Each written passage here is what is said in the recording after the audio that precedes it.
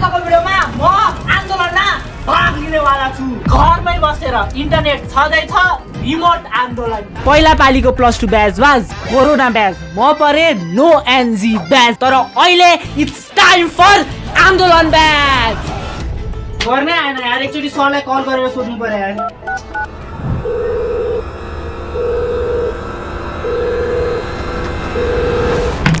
कलै उठाउनु हुन त यार, सरले कहाँ हुनुहुन्छ के सर कहाँ?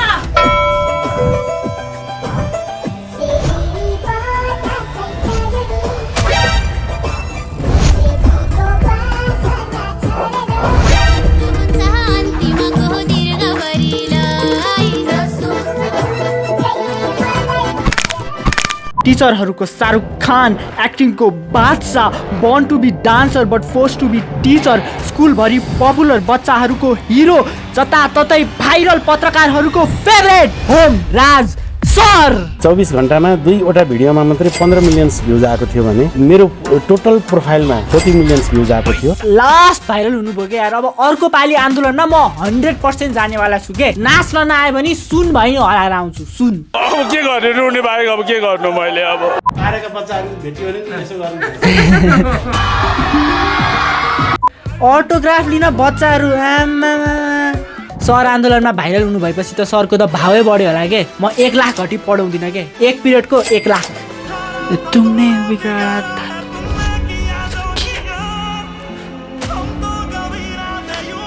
यस्तो एक्टिङमा डुब्नु भयो, सरको आँखाबाट आँसु नै आएर आँखा रातै भयो के।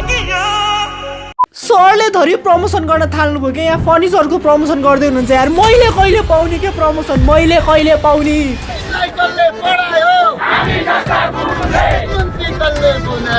हामी जस्ता गुरुले मन्त्री कसले फुस्काउँछ, हामी जस्ता गुरुले। तिमीहरूलाई कसले हँसायो, युबी किङले। तिमीहरूलाई कन्टेन्ट कसले दियो, युबी किङले। So please subscribe. ओइ सरको टाउकोमा त मुकुट पो छ त लौ। मेरा प्यारा देशवासीहरू, श्रीपेशसँग नजोड्नुहोस्। यो गर्न सम्भव पनि छ भने लौ। हामी यो स्टेप ट्राई गर्नेवाला छौँ। अब रिमोट आन्दोलन भनेपछि every dance step we are गर्न ट्राई घरमै बसेर। गाह्रो रहेछ त यार, लास्ट गाह्रो छ त यार। मैले माने यार सरलाई, मैले माने। खुट्टै दुख्यो।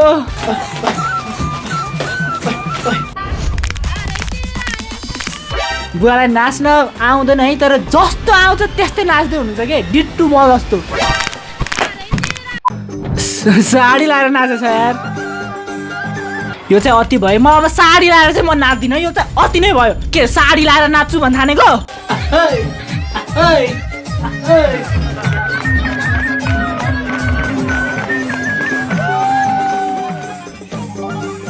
रिङ्गटा लाग्यो। हेर्नु है, म डिट्टु कपी हान्न छु, डिट्टु कपी।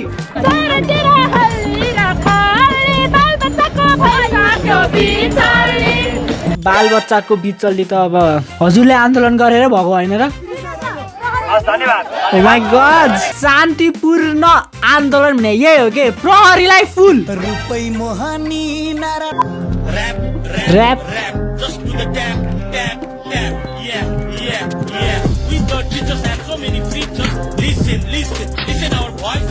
मैले केही पनि बुझिन तर सुन्दा मजा आयो। ऱ्याप। हाम्रो सरले पनि अब होमराज सर त भाइरल भइहाल्नु भयो डान्स गरेर, म पनि हुन्छु कि भनेर ट्राई हान्नु भएको के। स्टन्ट गरेर देश बन्दैन, स्टन्ट गरेर देश बन्छ।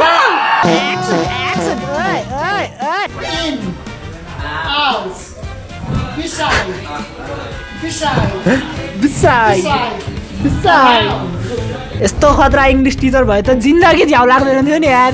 इन आउट बिसाइड अराउन्ड लो देवतै चढ्यो क्या हाम्रो सरलाई।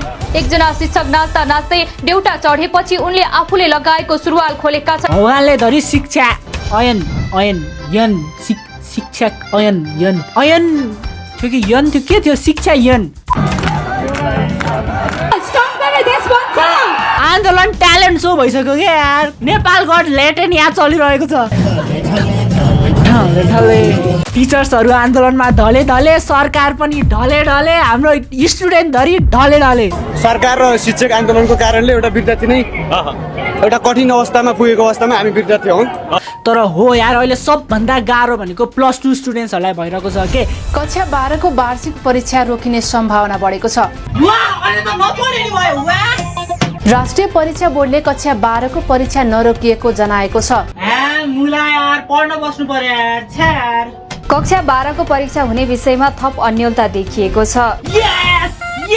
शिक्षकको उपस्थित नभए निजामती कर्मचारीलाई बोलाएर पनि परीक्षा सञ्चालन गरिने भएको हो। कक्षा 12 को परीक्षा सर्ने सम्भावना बढेको छ।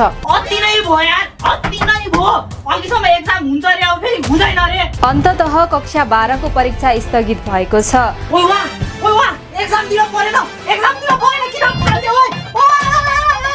कक्षा 12 को परीक्षा 21 गतेबाट हुने भएको छ।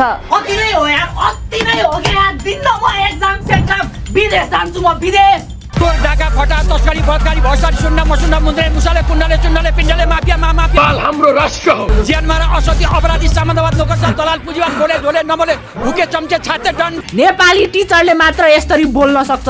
म लेखेर दिन्छु कहाँ फ्रेम गरेर राख्ने हो राखे हुन्छ ट्यापलाएर फेरि बस्ने सम्मान गर्ने निरन्तरता दिने निर्णय फेरि भने फेरि मिटिङ बस्ने कति मिटिङ बस्ने के कति मिटिङ करते रहिए मिटिङ अलहुआ मिटिङ। कक्षा 12 को परीक्षा आन्दोलन स्थगित भएसँगै 21 गतेबाटै हुने भएको हो। कोचिङ भाइहरु कोचिङ एक्जाम हुन्छ एक्जाम हुनै पर्छ तिमीहरूको एक्जाम हुनै पर्छ।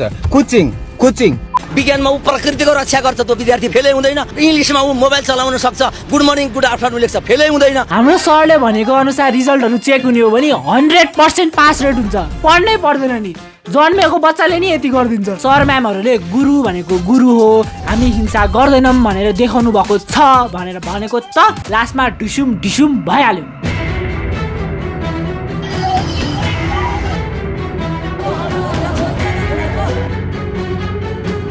टिचर्सहरूको माग कतिको जायज छ छैन मलाई थाहा छैन र म त्यति डिपली पनि गएको छैन। तर जुन स्थिति मैले अहिले देखिरहेको छु नि आफ्नै देशको माया लाग्न थालिसक्यो के।